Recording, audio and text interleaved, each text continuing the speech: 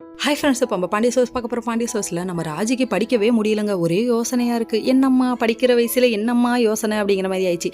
ஏன்னா உண்மையே இதுதாங்க, படிக்கிறப்ப தான் அந்த கஷ்டமே புரியும். புக் எடுத்து வச்சா தான் கண்ட ஞாபகம் வரும். என்ன பண்ணுறோம், இதை சாப்பிட்லாமா அதை சாப்பிட்லாமா, இப்படி பண்ணலாமா அப்படி பண்ணலாமா, காதல் கண்ணை மறைக்குது, இதெல்லாம் புக் எடுத்தால் தான் வருவீங்களா, ஏன்டா இப்படி சதி பண்ணுதுங்க, இதுங்களும் சேர்ந்து வாழ்க்கையிலே சதி பண்ணுதேங்கிற மாதிரி மைண்ட் வாய்ஸ் நினைக்க டக்குன்னு ஃபோன் அடிக்கிறாங்க மீனாவுக்கு. என்ன உங்கள் ரோசி அக்காவான்னு கிண்டல் பண்ணுறாரு செந்தில். பார்த்தோன்னே ராஜியா பேசுன்றாங்க. அதுக்கப்புறம் விஷயத்தெல்லாம் சொல்கிறாங்க. யாதாவது உன்னை கைவிட மாட்டேன் அப்படி இப்படின்னு சொல்லி ஃபோனில் இப்போ பேசிகிட்டு இருக்காரு. குழந்தை மேலெல்லாம் அவருக்கு அக்கறையே இல்லைன்னு சொன்ன உடனே காண்டாயிடுச்சு இவங்களுக்கு. என்ன பண்ணுறது, நம்ம இந்த ஆம்பளைங்க புத்தியே அலையிற புத்தி தான் அப்படின்னு சொல்லிட்டு இவங்க நக்கலாக அப்படியே புருஷனை குத்தி காமிக்கிறாங்களாமா. ஐயோ உன்னை போய் லவ் பண்ணி கல்யாணம் பண்ணிக்கிட்டேன்னு அவர் தலையில் அடிச்சுக்க. அதுக்கப்புறம் மறுநாள் காலையில் எஞ்சி தங்கமயில் ஃபோன் பண்ணி சொல்கிறாங்க.